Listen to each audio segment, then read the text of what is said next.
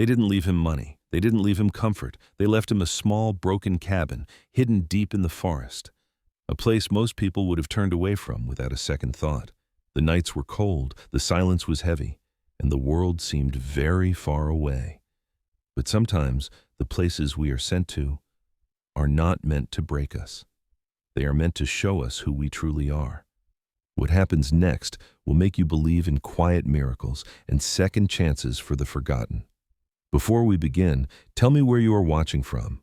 Drop your country in the comments below, and if you believe no child or animal should ever face fear alone, please subscribe and share this story with someone who needs a little hope today. Ashford, Washington sat under a steady drizzle that never seemed to fully become rain and never fully stopped either. The kind of weather that soaked through denim, crept into your bones, and made even the morning light look tired. The town was small. 2 main streets, a diner with fogged windows, a hardware store that smelled like cedar and oil, and the constant presence of the forest pressing in from every direction. Tall evergreens crowded the horizon like silent witnesses. In Ashford, the woods weren't scenery. They were livelihood, danger, and history all at once. Caleb Rowan Hale returned on a gray Tuesday, the road slick with wet needles and mud. He drove an older pickup that rattled in the rain, the windshield wipers squeaking like they'd grown weary of their own job. Caleb was 33, tall and lean in a way that came from years of physical work rather than gym discipline. He had a long, angular face and a strong jaw softened by light stubble that never quite turned into a full beard. His eyes were a calm hazel, often mistaken for indifference, though it was really something else, attention without display. He wore a faded red jacket that had once been bright and clean, but now looked sun-bleached and rain-worn. The cuffs frayed, the seams pulled thin in places. The jacket fit him the way something fits when it's been lived in during hard seasons. It was the only thing he owned that anyone in Ashford might recognize as a signature. He hadn't planned to come back. Not after what had happened the last time. 3 years earlier, a logging accident on a rainy slope had taken a man's leg and nearly taken another man's life. Caleb had been there, part of the crew, the one who'd shouted first, the one who'd pulled a coworker free. But the story that spread through town wasn't about that. It was about who had been careless and whose judgment had failed. Caleb's name had clung to the rumor the way sap clings to skin. It didn't matter that investigations rarely satisfy grief, or that blame likes a convenient shape. He'd left not because he was guilty, but because he understood the kind of silence that grows when people decide they already know the truth. Now he was back for one reason. His uncle Silas was dead. Silas Hale had lived on the edge of the forest most of his life, half hermit, half guardian, the kind of man who didn't volunteer his feelings but showed them in what he did. Silas had been the only adult in Caleb's childhood who didn't try to fix his quietness. He'd treated Caleb like a person, not a problem. If Caleb was a boy who listened more than he spoke, Silas had simply talked less and listened too. That kind of acceptance stays with a man longer than praise. The funeral had been small, a handful of locals, a few older men from forestry crews, and family members who had returned from cities with polished shoes and carefully managed expressions. The church smelled like wet coats in old wood. The pastor's words were gentle and practiced. Caleb stood near the back, hands clasped loosely, red jacket darkened with rain. He didn't cry in a way that called attention to itself. His grief moved quietly, like water beneath frozen ground. Afterward, the family gathered not at Silas's cabin, no one wanted to sit where he had lived alone, but in a law office off Main Street, above a coffee shop that hummed with ordinary life. The building was old, its stairwell narrow and stained by years of boots. Inside, the office felt like another century. Heavy wooden desk, battered filing cabinets, a wall clock that ticked too loudly, and paperwork stacked in uneven piles. The attorney was Mr. Dawson, a thin man in his 60s with silver hair combed neatly back and wire-frame glasses that made his eyes look larger than they were. He wore a tweed jacket and spoke with the careful slowness of someone who had seen families turn cruel over small things. He wasn't unkind. He was simply practiced at staying neutral. Caleb's relatives filled the chairs across the room. His older brother, Grant Hale, sat closest to the desk. Grant was 38, broad-shouldered and well-fed, his hair cut short and combed into order. His beard was trimmed sharply along the jawline, as if he believed a man could control life by controlling edges. Grant's eyes were a cold blue that rarely softened. He carried himself like someone used to being listened to, and he had learned long ago that confidence could be performed until it became habit. Next to him sat Vivian Hale, Caleb's sister, 35, slender and upright, with a posture that suggested she had spent years perfecting composure. Her dark blonde hair was pulled into a neat low knot, and her makeup was minimal but precise. Her skin was pale, almost porcelain, and her eyes flicked constantly from paper to faces, as if she were already calculating what each expression meant. Vivian didn't raise her voice. She didn't need to. She had a talent for making silence feel like judgment. A cousin Caleb barely knew sat farther back. Jordan Pike, mid-30s, average build, brown hair, and a restless habit of tapping his foot. Jordan had the look of someone who wanted to appear relaxed but couldn't settle into stillness. He glanced at Caleb once, then away, as if eye contact might become obligation. Caleb chose a chair along the side wall, not from fear, from familiarity. He had never been the loudest in any room. He was the one who noticed what loudness was hiding. Mr. Dawson cleared his throat and began reading. The language was formal, but the meaning became clear quickly. Silas's savings would be divided among the family in modest portions. Tools and equipment would go to Grant, given his experience managing property, Dawson said. Vivian would receive the small investment account. The family nodded as if this were expected. Caleb watched their faces. They weren't grieving anymore. They were arranging. Then Dawson paused, turned a page, and adjusted his glasses. "There is one additional property," he said, and the word property changed the room. Attention sharpened. "A cabin structure located off Forest Service Road 12, Dawson continued, "and the surrounding parcel as described in the attached map. This property is left in full to Caleb Rowan Hale." There was a brief silence, the kind that waits for reaction. Grant's mouth twitched into a half-smile, more relief than amusement. Vivian blinked once, then pressed her lips together, as if trying not to laugh and trying not to look guilty about it. Jordan let out a small breath that sounded like a suppressed chuckle. Caleb felt the room tilt, not because the decision surprised him, but because he suddenly understood how they saw it. A broken cabin deep in the woods, an inconvenience, a burden, something they were grateful not to inherit. Vivian spoke first. Her voice was soft, controlled. "That makes sense," she said, as if she were being charitable. Caleb always liked being out there. Grant nodded. "It's fitting," he added. "Quiet place. You can do whatever you want with it. No one will bother you." No one will bother you. The phrase landed like a polite shove. Caleb kept his face neutral. "Okay," he said. One word, steady. He didn't argue. He didn't thank them. He didn't explain. He had learned long ago that explanations often became weapons in the wrong hands. Mr. Dawson looked from one sibling to the other, and then back to Caleb, as if assessing whether conflict would erupt. When it didn't, he seemed relieved. "There are some outstanding questions about access and maintenance," he said. "The road isn't maintained year-round. Utilities are not connected. The structure is old." Grant gave a small shrug. "He'll handle it."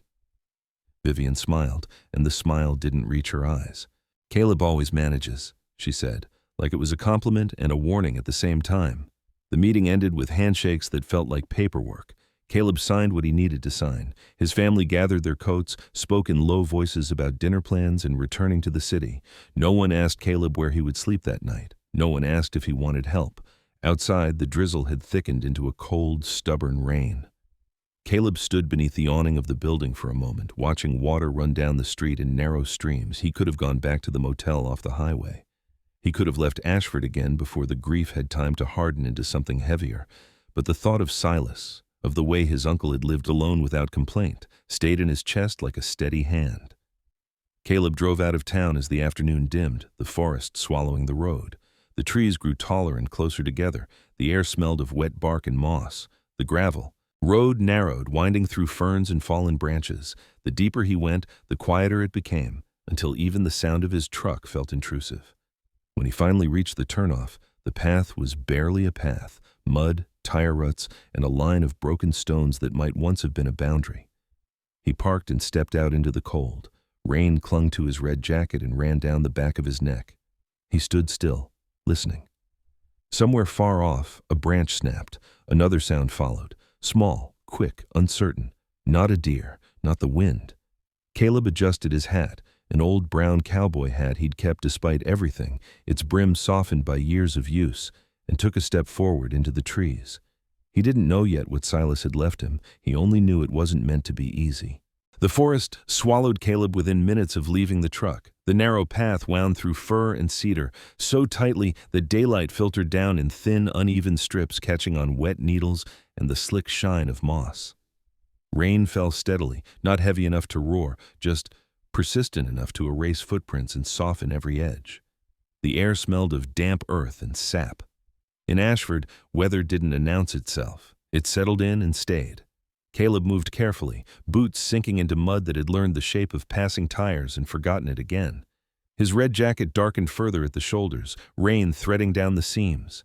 He adjusted the brim of his brown cowboy hat against the drizzle and kept going, listening. The woods spoke in small sounds, water slipping from leaves, the creak of trunks under wind, a distant bird calling once and stopping. It was the kind of quiet that required attention. He saw the cabin before he reached it, a sagging outline behind a screen of alder. It leaned slightly, as if the forest had nudged it and never stopped. The roof bowed inward at the center, shingles missing in uneven patches. One window frame gaped empty, another was clouded with grime and age. Rivulets of rain traced the gray wood siding, following old cracks and new ones alike. This was not a house that pretended. It showed its wounds. Caleb stopped a few paces back and took it in. He wasn't looking for hope. He was inventorying truth. The porch sagged under his weight when he stepped onto it, boards complaining but holding. The front door resisted, swollen by years of moisture, then opened with a tired groan. Inside, the air was cold and smelled of mold and iron. The main room was small, bare floorboards, a rusted wood stove pushed against the far wall, a table missing one leg propped with a stone. Cobwebs clung to the corners like thin nets. Light slipped through gaps in the roof, catching dust that hung unmoving. Caleb set his pack down and stood, still. The cabin did not welcome him. It did not reject him either. It waited. He crossed the room slowly, testing each step. The floor dipped near the stove, bowed where heat and time had conspired. He brushed his fingers along the wall, feeling dampness beneath peeling paint. In the back room, a space barely large enough to be called a bedroom, the mattress had collapsed into itself, springs exposed like ribs. A narrow shelf held a few forgotten items, a chipped mug, a box of matches swollen with moisture, and an old kerosene lantern with a cracked globe. Thunder rolled distantly, not close enough to threaten, just enough to remind him the weather had plans of its own. Caleb returned to the main room and set the lantern on the table. He struck a match. The flame sputtered, then steadied, throwing a weak, amber circle across the floor. The light did not chase the darkness away. It negotiated with it. That was when he heard it again. The sound he'd noticed before leaving the truck. Soft, quick, uncertain. It came from outside near the back of the cabin and stopped as soon as he listened for it. Caleb stepped onto the porch and around the side. Rain slicked the earth into a shallow runnel that carried pine needles downhill. Beneath the overhang, pressed close to the cabin's rear wall, a shape shifted.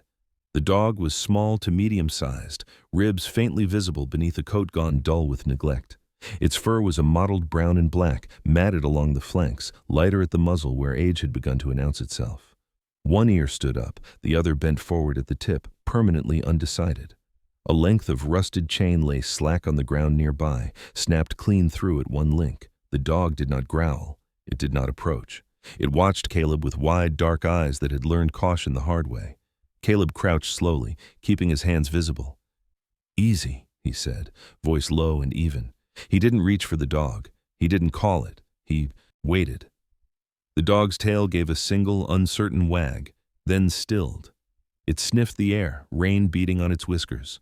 Hunger showed in the tightness around its middle, fatigue in the way it leaned more than stood.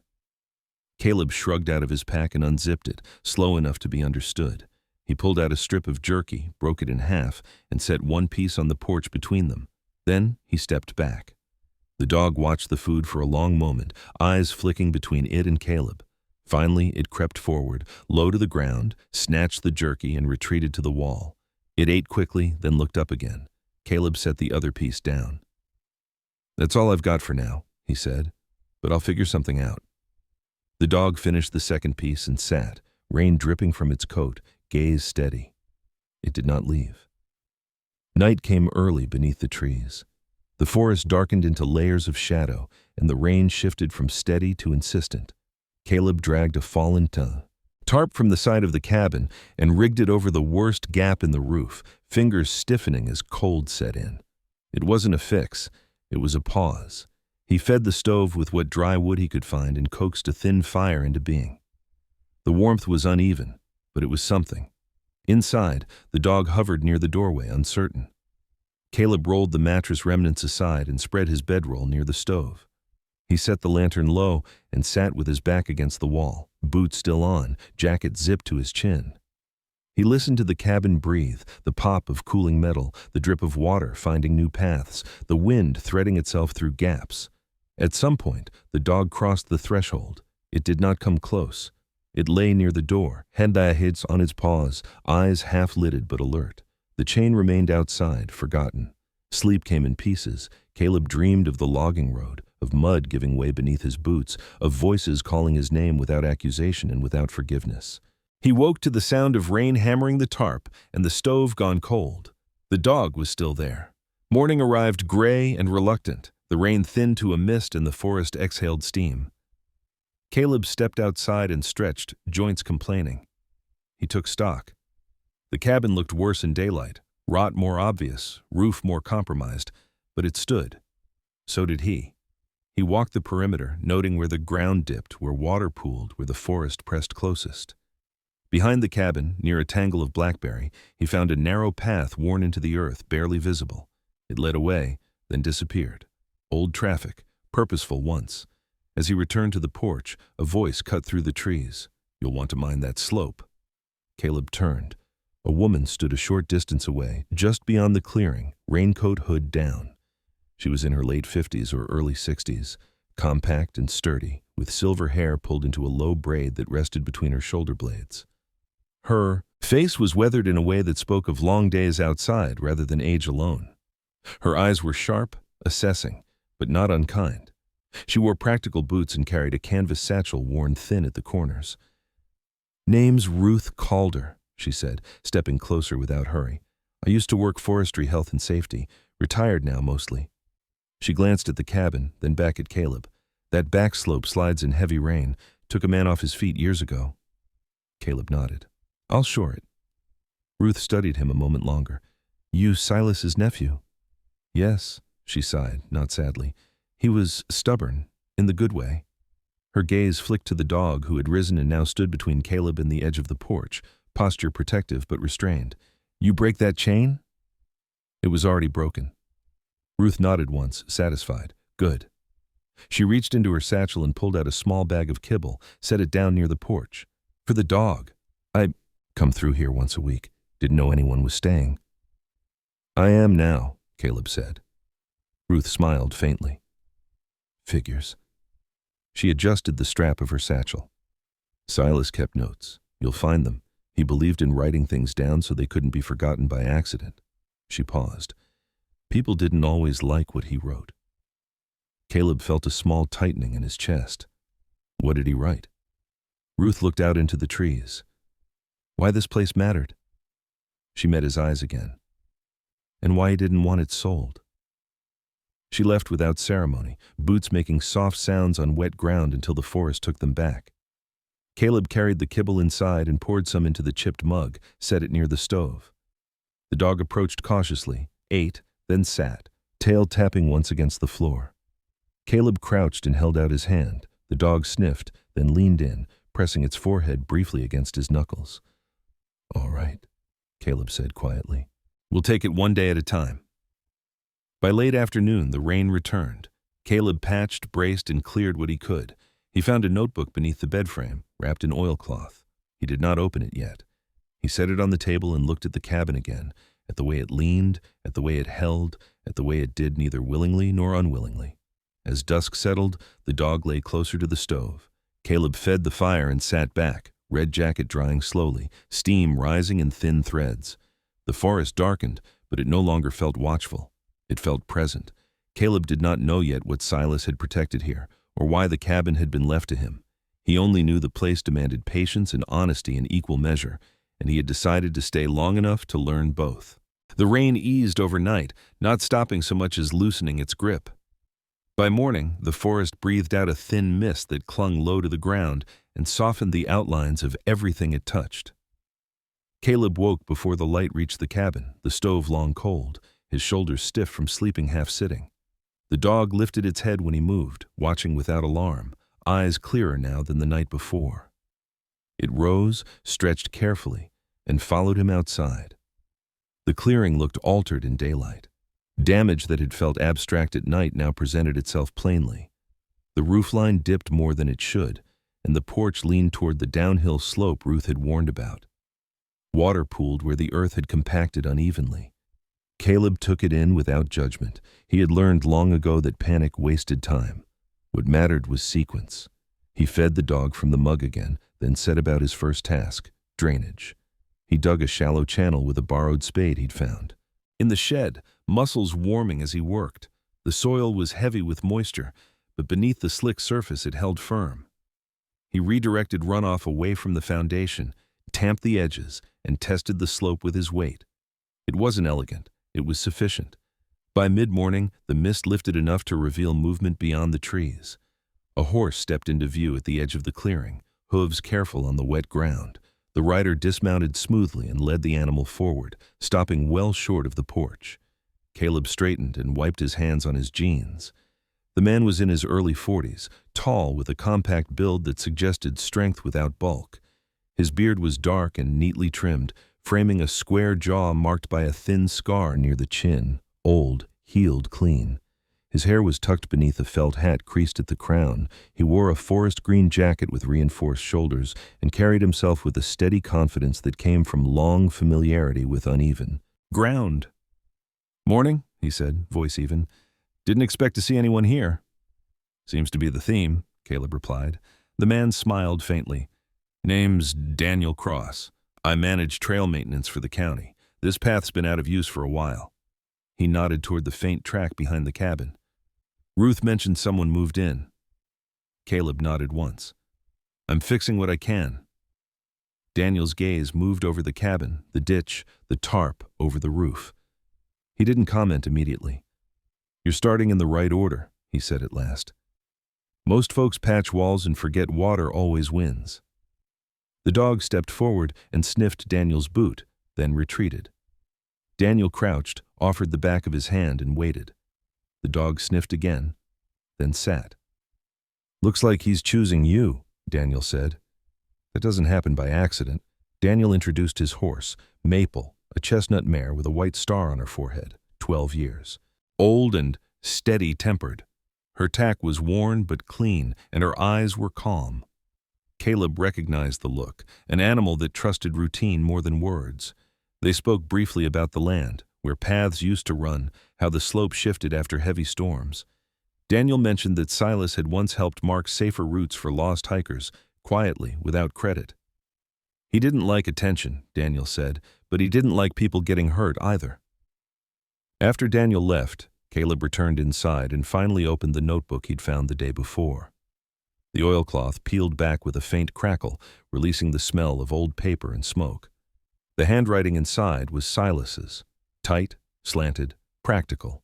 Dates lined the margins. Notes were concise, sometimes blunt. North slope unstable after November storms. Reinforced drainage. Do not widen the path. Shelter used again. 2 men, one with crushed ankle. Stayed 3 nights. Company never came. Caleb turned the pages slowly. The entries told a story not of property, but of responsibility. Silas had kept the cabin standing not for himself, but for others who needed a place to pause. Injured loggers, lost hikers, people the system moved too slowly for. The final entries grew sparse, the handwriting shakier. They will try to sell it. They won't remember why it matters. If you're reading this, you stayed. Caleb closed the notebook and sat quietly, the weight of it settling into him. This wasn't a gift meant to comfort. It was a charge meant to be carried. By afternoon, clouds thickened again. Caleb hauled fallen branches to brace the porch supports and replaced 2 rotted boards near the threshold. He worked methodically, stopping before mistakes could take root. The dog hovered nearby, occasionally trotting off to investigate sounds in the brush, always returning. As dusk approached, headlights cut through the trees.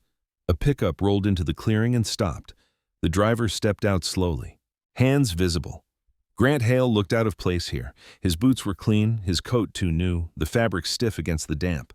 He was taller than Caleb by an inch or two, broader through the shoulders, his beard trimmed with precision. His eyes scanned the cabin with open distaste before settling on Caleb. "You're really staying," Grant said, not a question. "For now." Grant exhaled sharply. "This place is a liability. You know that, right?" Caleb didn't rise to the bait. "It's also mine." Grant's jaw tightened. "You don't have to do this alone. We could sell, split the money, clean break." Caleb thought of Silas's notes, of the men who'd slept here because nowhere else would take them. "That's not why he kept it," he said. Grant laughed, short and humorless. "You always did think he was some kind of saint." "No," Caleb replied. "I think he saw what needed doing." They stood in the damp quiet, the forest, listening. Grant's gaze flicked to the dog, then back to the cabin. "You'll get tired," he said. "You always do." Caleb met his eyes. "Not of this." Grant left without another word, tires spinning briefly in the mud before finding purchase. Night fell. The rain returned, softer this time. Caleb fed the stove, shared his meal with the dog, and sat at the table with Silas's notebook open. He read until the words blurred, then closed it carefully and set it back in the oilcloth. He stepped outside once more before sleeping. The forest pressed close, but it no longer felt indifferent. It felt watchful in a way that carried memory rather than threat. Caleb leaned against the porch post, red jacket dark against the dim light, and made a quiet decision. He would keep the cabin standing, not because it was owed to the past, but because the future might need it. Inside, the dog curled near the stove and sighed, settling fully for the first time. The forest shifted its mood overnight. The rain receded into a fine mist that clung to branches and softened sound, leaving the air cool and sharp. Morning light filtered down in pale bands, catching on spiderwebs strung between saplings and the thin sheen of water on leaves. Caleb woke with the sense that the place had taken measure of him and found him, if not ready, then at least willing. He rose quietly so as not to startle the dog, who slept curled near the stove, breath steady, one ear twitching at every unfamiliar sound. The dog's coat had begun to dry, revealing a pattern that was less mottled than Caleb had thought. Dark saddle along the back, lighter flanks, a white smudge on the chest like a thumbprint. Its age showed in the stiffness of its first steps, but there was strength there too, coiled and cautious. Outside, the clearing looked newly arranged by the night's weather. The drainage channel Caleb had cut held. Water traced its path obediently downhill, away from the foundation. He took that as a small mercy. He hauled the tarp tighter over the roof gap, adding a brace beneath it, then returned inside to the notebook. Silas's handwriting grew denser toward the middle pages, as if he had known time would thin later entries. Names appeared without surnames, dates circled. Simple sketches showed angles of beams, notes about prevailing wind, reminders to keep the back path narrow so it wouldn't invite the wrong kind of attention. Caleb read slowly, not to memorize but to understand the shape of Silas's thinking. The cabin wasn't meant to expand. It was meant to endure. By late morning, the forest announced visitors before they arrived. Footsteps approached with no attempt at stealth, measured, purposeful. Caleb stepped onto the porch. 2 figures emerged from the trees. The first was a woman in her early 30s, average height, athletic build, her dark hair pulled into a low ponytail that escaped in damp strands around her face. She wore a weathered canvas jacket over a flannel shirt, jeans stained with mud at the knees, and boots that had seen real use. Her skin was olive-toned, freckled across the nose, and her eyes were a steady brown that took in details quickly. She carried a clipboard tucked under one arm. The way she moved suggested confidence earned through repetition rather than bravado. The man beside her was older, late 40s, with a stocky frame and a thick beard peppered with gray that hid most of his jaw. His hair was cropped short, thinning at the crown, and his eyes were pale and assessing. He wore a rain-darkened work jacket and held a folded map. His posture carried a certain guardedness, the kind that comes from years of being responsible for outcomes that other people complain about. "Caleb Hale?" the woman asked. "That's me." "I'm Elena Moore," she said, extending a hand. Her grip was firm, unshowy. "County Environmental Planning. This is Mark Henson," she nodded to the man, who gave a brief, polite dip of the chin. "Infrastructure compliance." Caleb had expected this eventually. He didn't step aside. "What can I do for you?" Elena glanced at the cabin, the ditch, the tarp. "We've had a few reports," she said. "Nothing formal yet, just concerns, access, safety, that sort of thing." Mark unfolded the map. "This parcel intersects a protected watershed zone," he said, voice low and careful. "Any structural changes can affect runoff." "I cut a shallow channel," Caleb said, "to move water away from the foundation." Elena's eyes followed the line of the ditch. She crouched, ran her fingers along the edge, then stood. "You didn't widen the slope, T." She noted. "That's good." Mark grunted. "For now." The dog padded forward, stopped short of Mark, and sat, watching.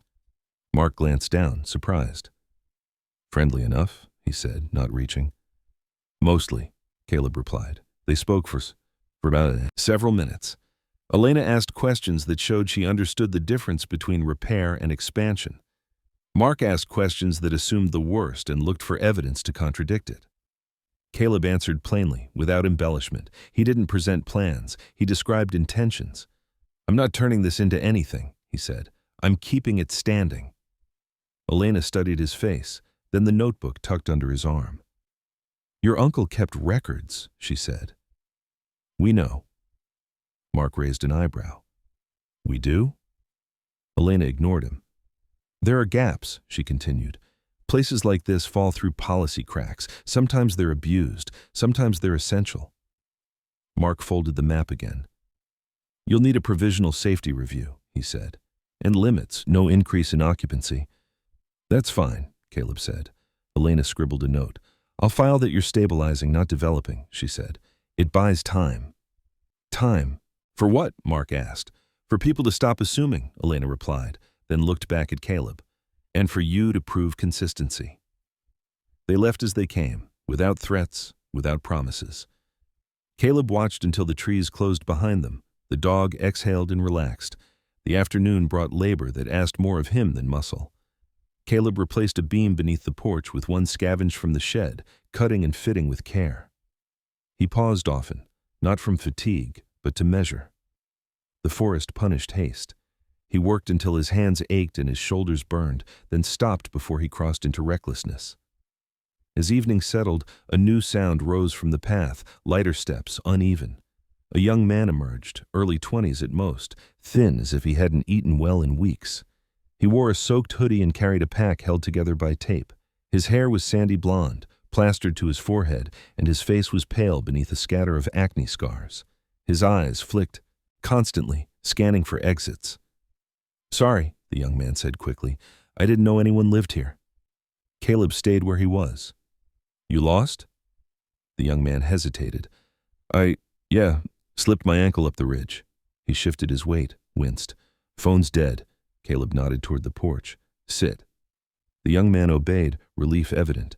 He introduced himself as Tyler Finch. He was 22, drifted between seasonal jobs, had taken a wrong turn chasing a shortcut. Caleb fetched water and wrapped the ankle, working with quiet competence. Tyler's gratitude spilled out in words, then slowed as he realized Caleb didn't need convincing. "You can stay the night," Caleb said. "Leave at first light." Tyler nodded, eyes wet. "Thank you." That night, the cabin held 3 heartbeats. The dog lay near Tyler, watchful but calm. Caleb sat at the table, lantern low, Silas's notebook open. He wrote a single line beneath the last entry. Stayed. Morning broke clear. Tyler left with directions and a steadier step. Caleb watched him go, then turned back to the cabin. He fed the dog, checked the roof, and set his tools in order. By noon, Elena returned alone. She walked the perimeter again, slower this time. We'll need to document usage, she said. Quietly. Caleb nodded. That's fine. She hesitated. People will push, she added. They always do. I know. She met his eyes. So did your uncle. When she left, Caleb sat on the porch and breathed. The forest moved around him, indifferent to paperwork, attentive to persistence. He scratched the dog's neck. You need a name, he said. The dog leaned in, solid and present. Caleb considered the way the cabin held, the way water flowed where it was told, the way people arrived when they needed to. Moss, he decided. The dog's tail thumped once. As evening fell, Caleb lit the stove and read the notebook again, not searching now, just listening. He understood the cost of staying. He accepted it. The cabin did not offer comfort. It offered purpose. And that, he had learned, was heavier and steadier than comfort ever was. The forest did not change its rules for commitment. It merely waited to see if the commitment would hold. The first real test came 3 days after Elena's last visit, on a night when the wind rose without warning and the rain returned with purpose. Caleb sensed it before it arrived, the way the air thickened, the way birds went silent at once, the way Moss paced the cabin with his tail low and ears tilted toward the dark. By the time the wind hit the treetops, it came in heavy waves, bending branches until they groaned under the strain. Caleb secured the shutters as best he could, reinforcing them with spare boards scavenged from the shed. His hands moved from memory and instinct, the same way they had when storms rolled across open pasture years ago. Moss stayed close, watching every movement, alert but not panicked. That steadiness mattered more than Caleb realized at the time. When the rain struck, it came sideways. Water forced itself under the tarp, testing seams, finding weaknesses. The stove held, but smoke pushed back into the room as the pressure outside shifted. Caleb opened the flue wider, coughing once, eyes watering. He moved the lantern away from the draft and wedged towels beneath the door to slow the seep. A sharp crack split the night. Caleb froze, listening. The sound came again, wood failing under strain somewhere uphill. He grabbed his jacket and stepped onto the porch, rain stinging his face. A large alder had split at the trunk, leaning now at an angle that threatened the back corner of the cabin. If it fell fully, it would tear through the roof. There was no time to wait it out. Caleb fought the wind as he moved downslope, boots slipping in mud. He reached the base of the alder and assessed the break. The tree was half held by neighboring trunks, its weight suspended in a precarious balance. He tied a rope high around the trunk, anchoring the other end to a fir further downhill. The rain soaked him through in seconds. His hands shook, not from fear, but from the effort of keeping control where nature had decided to improvise. Moss barked once, sharp and urgent, then fell silent, watching. The rope held long enough for gravity to do the rest. The alder gave way with a grinding protest, falling away from the cabin and crashing into the undergrowth with a finality that vibrated through the ground. Caleb stood for a moment, chest heaving, rain streaming from his hat brim, and let the adrenaline drain. The cabin survived the night, but not without cost. Morning revealed new damage. A section of the roof sagged further, and water had found its way beneath the floorboards. Caleb spent the next hours lifting planks, drying what he could, reinforcing beams that had shifted. His hands blistered, skin splitting along old calluses. He welcomed the pain. It meant he was still useful. By midday, footsteps approached again, but these were heavier, deliberate. Daniel Cross emerged from the trees, rain jacket unzipped, beard damp, expression tight with concern. Maple followed behind him, steady despite the churned ground. I heard the wind from the ridge, Daniel said. His eyes moved immediately to the fallen alder, the patched roof. You all right? Caleb nodded. The house is. Daniel let out a slow breath. That tree's been a problem for years. He dismounted and walked the perimeter, assessing damage with practiced efficiency. You did the right thing, risky, but right. Caleb shrugged. Didn't have another option. Daniel studied him, then the notebook visible through the window. You read Silas's notes? I'm adding to them. That earned a small, genuine smile. He'd like that. Daniel paused. You're going to need help if you plan to keep this place functional through winter. I know. I can spare a few days, Daniel said. Not as charity. As maintenance. Caleb considered the offer. Pride rose, then settled. I'll take the help. They worked together through the afternoon, Daniel reinforcing the back corner supports, Caleb replacing a compromised beam beneath the roof. Their movements fell into a natural rhythm, no wasted words, no competition. Moss stayed close to Daniel's tools, occasionally nudging a glove or rope as if taking inventory. Late in the day, another visitor arrived, this one announced by the crunch of tires and the clink of metal. A woman stepped out of a mud-splattered SUV and leaned against the door, surveying the scene with a mix of curiosity and caution. She was in her late 30s, tall and broad-shouldered, with a posture that spoke of strength rather than bulk. Her hair was a dark auburn, pulled back into a practical braid streaked with early gray. Her skin was weathered, freckled along the forearms, and her face carried lines at the corners of her eyes that suggested she smiled often, but selectively. She wore a flannel shirt beneath a heavy vest and carried herself with a confidence born of responsibility. "Name's Sarah Whitlock," she said, voice firm, unembellished. "I run the search and rescue unit out of Ashford." Caleb wiped his hands and stepped forward. "Caleb Hale." Sarah's gaze flicked to the fallen tree, the bracing, the dog, the notebook. "You've been busy." "Storm made suggestions," Caleb replied. That drew a brief laugh. "It usually does." She gestured toward the path.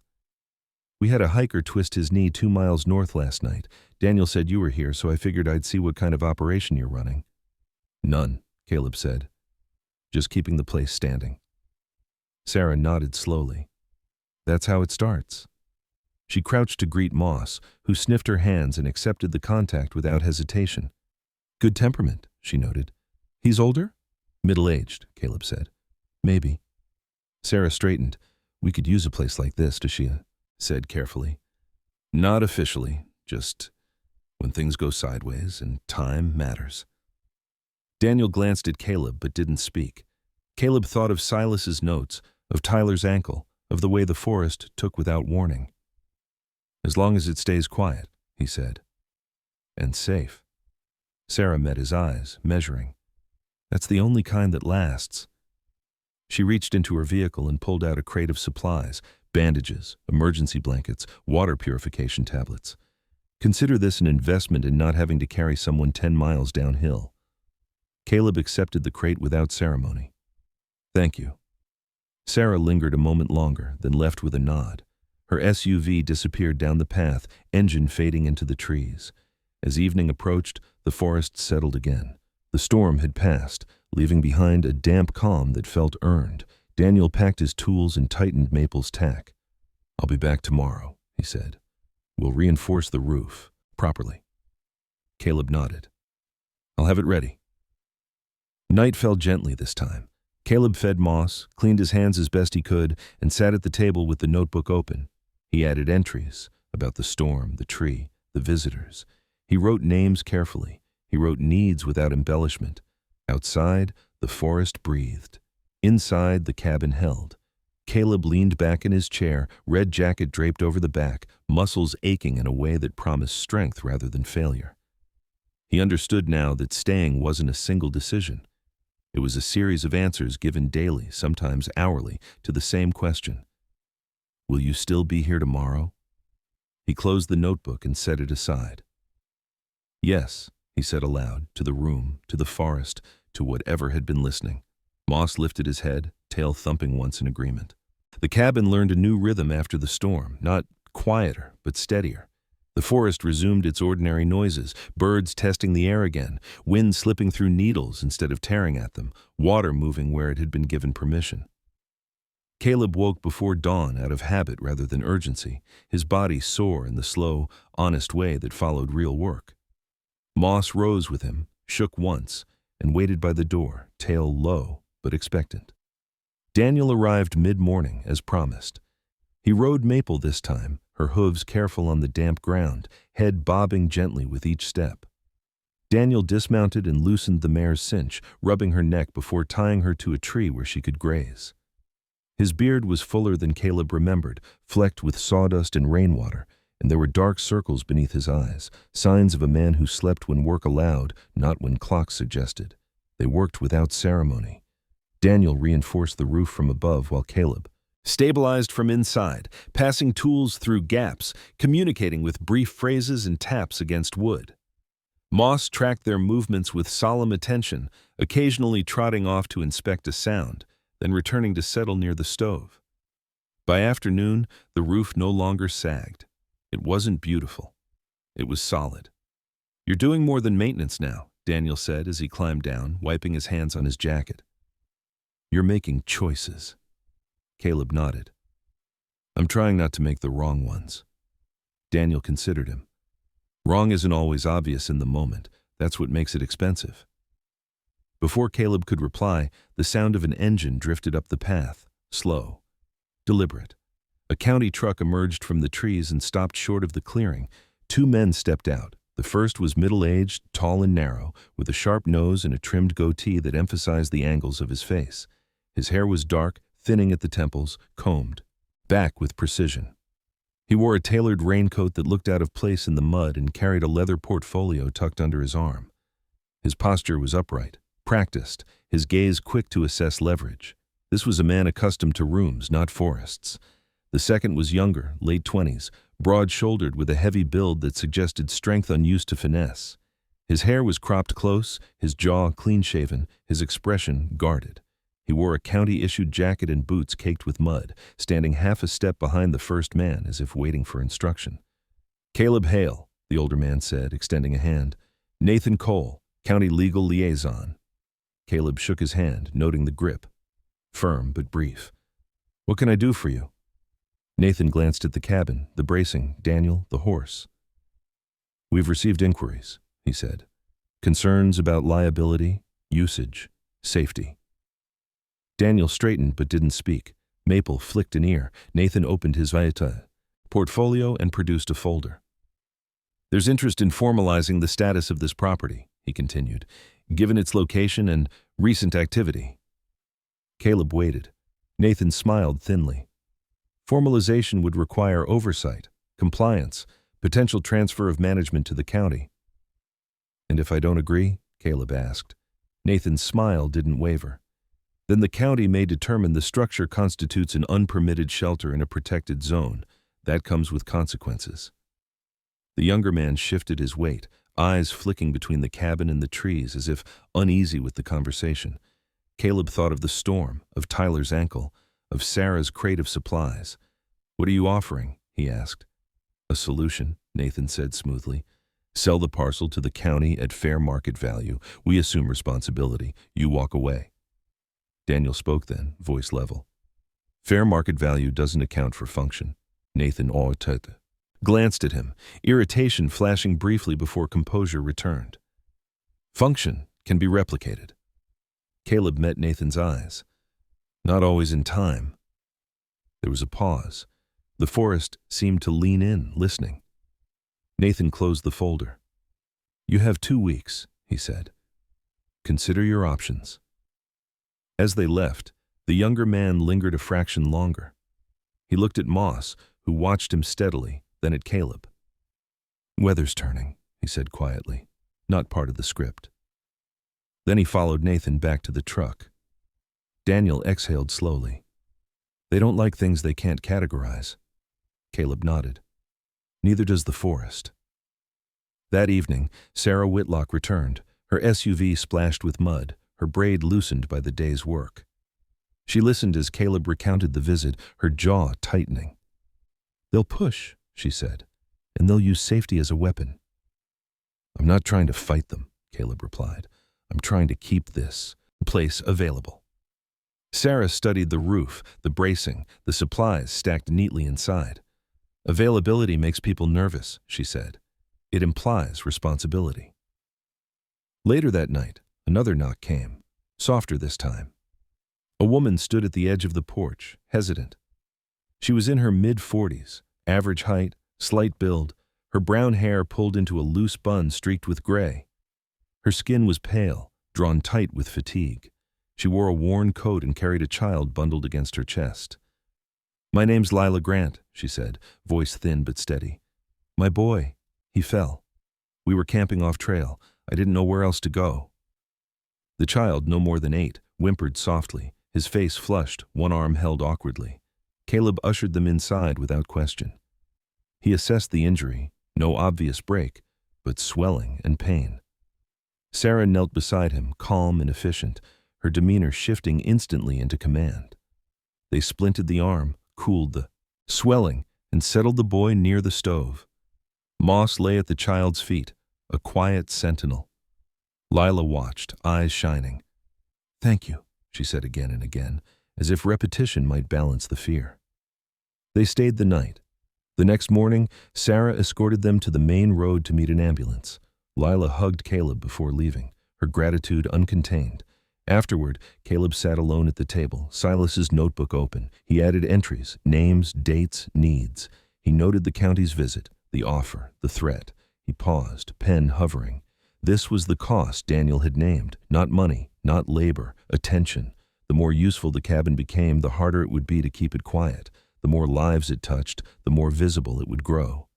Caleb closed the notebook and looked around. The cabin held the marks of work and care now. It held memory in its beams and purpose in its floor. Moss slept, chin on paws, breathing slow. Caleb understood then that staying would eventually require him to choose not just between selling and resisting, but between silence and advocacy, between remaining unnoticed and being counted. He didn't decide yet. He only stood, fed the stove, and prepared for another day. Outside, the forest shifted, patient as ever. The forest did not announce the shift. It rarely did. It simply changed the way it listened. Caleb felt it in the days that followed, the subtle increase in footsteps on the path, the way voices carried a little farther than before, the way Moss lifted his head more often, ears pricked toward the trees. The cabin had crossed a threshold. It was no longer just a place that existed. It was a place people remembered. Daniel returned for 2 more days, helping Caleb finish reinforcing the roof and replacing compromised floorboards near the back wall. Their work was efficient, word-light. When they paused, it was to drink water or measure twice, not to fill space. Daniel's beard had grown rougher over the weeks, and the scar near his chin caught the light when he smiled.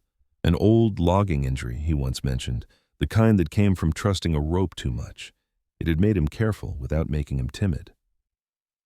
On the 3rd morning, a flyer appeared tacked to a post at the edge of the clearing, plain paper, black ink. Public notice, review of unpermitted structures in protected zones, a meeting scheduled at the Ashford Community Hall, 2 days out. Caleb read it twice, then folded it and set it on the table beside Silas's notebook. He did not curse, he did not rush. He fed Moss, checked the stove, and walked the perimeter as he had every morning since deciding to stay. The forest moved around him, indifferent to notices. Sarah Whitlock arrived before noon, her SUV stopping short this time, engine idling. She stepped out and leaned against the door, arms crossed, posture rigid. Her auburn braid was tighter than usual, pulled back as if she'd needed control where there was little to be had. "They're doing it in the open now," she said, not bothering with preamble. "I saw," Caleb replied. "They want it clean," Sarah continued.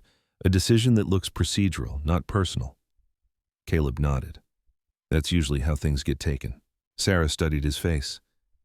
"You don't have to speak at the meeting." "I know. But if you don't," she said, "they'll speak for you." That night, a man arrived alone, just before dark. He moved carefully, favoring one leg. He was in his late 50s, tall but stooped, with a thick gray beard that hid most of his mouth and deep lines etched into his face by years of wind and weather. His jacket was patched, his boots worn thin at the soles. He introduced himself as Harold Pike. The name rang faintly. An old forestry worker, retired after a fall that left his hip unreliable. "I heard the place was open again," Harold said, eyes downcast, voice rough. "Didn't know if it was true." Caleb ushered him inside, set him near the stove. Harold's hands shook as he warmed them, not from cold alone. He spoke in fragments, of a job that ended too early, of a pension that didn't stretch far, of nights spent choosing between heat and food. "This place," Harold said, gesturing weakly, "saved me once, years ago. Silas didn't ask questions." Caleb listened. He didn't promise anything beyond the night. That was enough. The next morning, Harold left before dawn, pressing a folded bill into Caleb's hand. Caleb tried to refuse. Harold insisted. "For the stove," he said, "so it's here for the next one." Caleb watched him go, then placed the bill in the notebook, tucked between pages. The ledger of this place was not measured in money, but money kept the stove burning. By the afternoon of the meeting, the path to the cabin had been walked thin. 2 hikers stopped by to ask directions. A volunteer medic checked in with Sarah.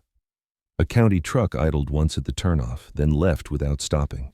Caleb drove into town as the light softened, Moss riding in the passenger seat, chin resting on the window edge.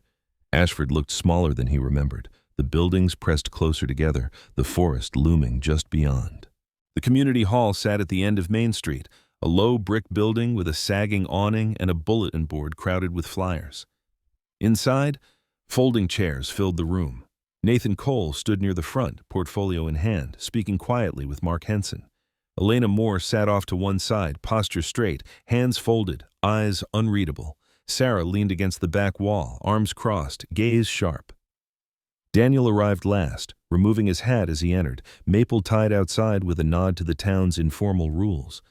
The meeting began as meetings always did, with agenda items and procedural language.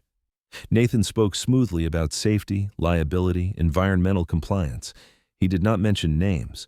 He did not mention nights spent warming hands by a stove or ankles wrapped in splints.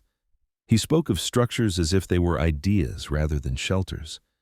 When the floor opened for comment, silence settled, the kind that feels intentional. Caleb stood. The room shifted its attention. He felt it in his shoulders, in the way Moss sat up straighter at his feet. He did not move to the front. He spoke from where he was, voice steady, unamplified. "My uncle kept a cabin standing in the forest," he said, "not because it was profitable, because it was necessary." Nathan opened his mouth, then closed it. Caleb continued, "I've stabilized it. I've kept it quiet. It's been used by people who needed time. That's all." A murmur moved through the room. Harold Pike raised his hand, stood slowly, leaning on a cane. "That place kept me alive," he said simply. "That's all I've got to say." A woman near the aisle spoke next, a nurse from the clinic, her hair pulled back tight, eyes tired. "We've used it as a waypoint," she said. Discreetly. Daniel spoke last, voice low but firm. "The forest doesn't care about paperwork, it cares about preparation." Nathan cleared his throat. "We appreciate the sentiment," he said. "But emotion cannot override regulation." Elena stood then. She did not raise her voice. "Regulation allows for exceptions," she said, "when function demonstrably serves public safety." The room went still. Nathan looked at her, surprised. "That would require documentation." Elena nodded. "Which exists." Caleb felt something loosen in his chest. Not relief, alignment. The meeting adjourned without a vote. The decision postponed. 2 weeks became 6. Silence returned, not empty this time, but watchful. Back at the cabin, Caleb resumed his routine. He split wood, patched seams, logged visits. Moss grew steadier, his coat thickening, his steps more confident. Sarah checked in weekly. Daniel stopped by when trails allowed. Elena visited once, alone, walking the perimeter without speaking, making notes in the margins of her clipboard. One evening, Caleb found a letter tucked into the doorframe. No return address. Inside, a single sentence, handwritten in careful script. "Some places should not be efficient. They should be faithful." Caleb folded the letter and placed it in the notebook. He stood on the porch at dusk, red jacket catching the last light, Moss at his side. The forest pressed close, not to threaten, but to witness. Caleb understood now that silence had served its purpose. It had protected the cabin long enough to prove its worth. But silence alone could not carry it forward. He would speak when needed. He would remain quiet when words would harm. He would stay. And staying, he knew, had finally begun to change the shape of things. The forest entered autumn without asking permission. One morning the air carried a different weight, cooler and drier, and the leaves began to turn with quiet certainty. Gold edged the maples, and the ferns browned at the tips. The cabin stood through it all, no longer leaning as if uncertain of itself, but settled, scarred, imperfect, and awake. Caleb noticed the change in Moss first. The dog moved with a new assurance, his gait steadier, his coat thick and clean now, dark saddle gleaming where sunlight reached him. He was no longer simply guarding the threshold. He belonged to it. When footsteps approached, Moss did not bark immediately. He listened, evaluated, then chose his response. Caleb recognized the pattern. It was the same one he had learned himself. The county's silence stretched longer than anyone expected. 2 weeks passed, then 4, then 8. The flyer on the post faded, ink bleeding slightly from rain, edges curling. No new notices appeared. Instead, small changes arrived, quiet, practical ones. A trail marker was replaced near the ridge. A maintenance crew cleared a fallen log from the access road without comment. Elena Moore stopped by once with a clipboard and left without leaving a card. Caleb kept the notebook updated. He wrote fewer words now, but they carried more weight. Dates, repairs, names of people who passed through and left again. The ledger told a story that didn't ask to be believed. It simply existed. Daniel came less often, his work shifting with the season, but when he did, he stayed longer. He and Caleb spoke occasionally about winter, snow load, wind patterns, the way sound traveled differently when the forest froze. Daniel's beard had gone fully gray at the edges now, and the scar at his chin deepened when he smiled. Years ago, he admitted one evening, he had lost a partner to a fall on a wet slope because they rushed. Since then, he moved slower. He trusted preparation over confidence. Sarah Whitlock. Checked in weekly, sometimes bringing supplies, sometimes just sitting at the table with a mug of coffee, shoulders relaxing in the warmth. She talked little about work. When she did, it was factual. What stayed with Caleb were the pauses, the moments she stared into the fire, jaw clenched, remembering people who hadn't made it. She never said it outright, but the cabin eased a burden she carried. Knowing there was one more place where time could be bought mattered. One late afternoon, as the sun filtered low through thinning leaves, a car pulled into the clearing. Older, carefully driven. Grant Hale stepped out. He looked different, thinner. His beard had grown in unevenly, less controlled, and there were lines at the corners of his eyes that hadn't been there before.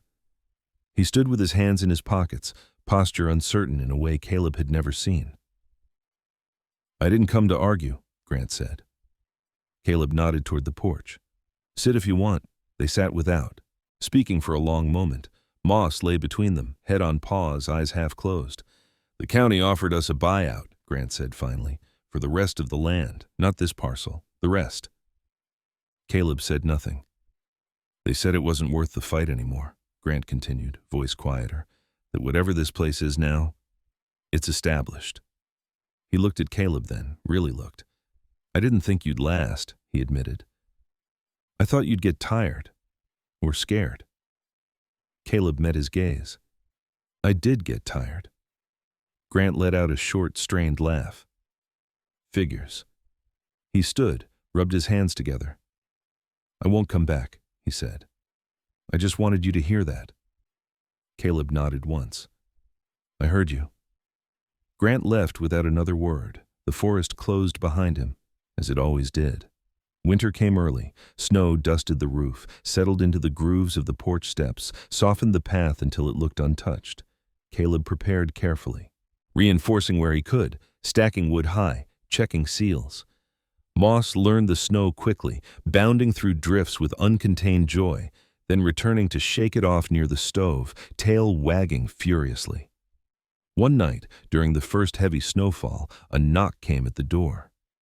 A man stood there, early 30s, tall and gaunt, his beard iced with snow, eyes red-rimmed with exhaustion. He introduced himself as Evan Ross. He had taken a wrong turn trying to reach a ranger station and lost his way as the storm closed in. Caleb brought him inside, set him by the fire, handed him soup. Evan's hands shook as he ate. He spoke little, but when he did, it was with careful gratitude. He slept on the floor near the stove, breathing deep and even by morning. When Evan left the next day, he paused at the door. "You saved me," he said simply. Caleb shook his head. The place did. By early spring, the county sent a letter, no envelope markings beyond an official seal. Inside, the language was careful and thorough. The cabin was designated an informal emergency waypoint, recognized under a special use provision. No expansion permitted, no signage, quiet compliance, quiet protection. Caleb folded the letter and placed it in the notebook, closing it gently afterward. The work he had done here had reached its end, not because it was finished, but because it could now continue without him at the center. That realization surprised him with its calm. The decision came not in a moment of drama, but during an ordinary morning. Caleb stood on the porch, watching sunlight break through new leaves, moss at his side.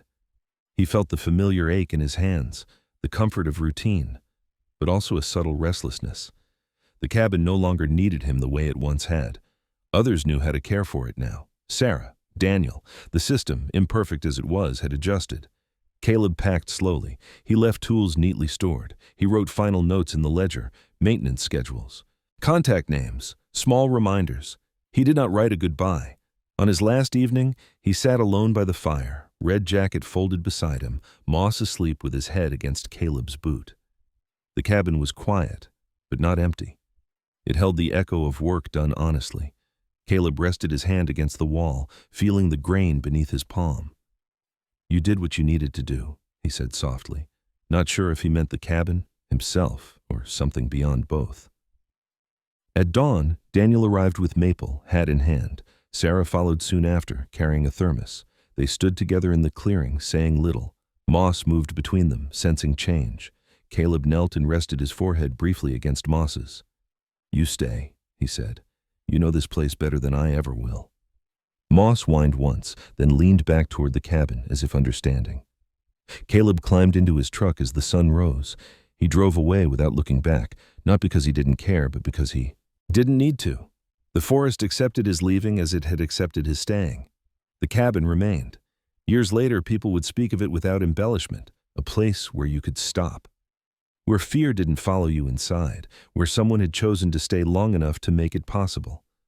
Caleb Rowan Hale carried that knowledge with him into a life shaped not by what he had defended, but by what he had learned, that purpose does not always ask us to remain forever, only to remain faithfully until the work is done. And when the work is done, what remains is enough. Sometimes, God does not send a miracle that arrives with noise or light. Sometimes, He sends a quiet place and asks us to stay. A broken house, a frightened child, a wounded animal, a moment when walking away would be easier than remaining. Those are not punishments. They are invitations. The miracle was never the cabin becoming strong again. The miracle was a heart that chose compassion over comfort. The miracle was staying when no one was watching. If you are listening tonight and feel forgotten, tired, or unseen, please remember this: God has not abandoned you. He may be building something in you before revealing what comes next. In your everyday life, the smallest acts of kindness, a listening ear, a warm meal, a gentle hand, may be the very tools God is using to answer someone else's prayer. If this story touched your heart, please share it with someone who needs hope. Tell us in the comments where you are watching from so we can pray for you by name and place.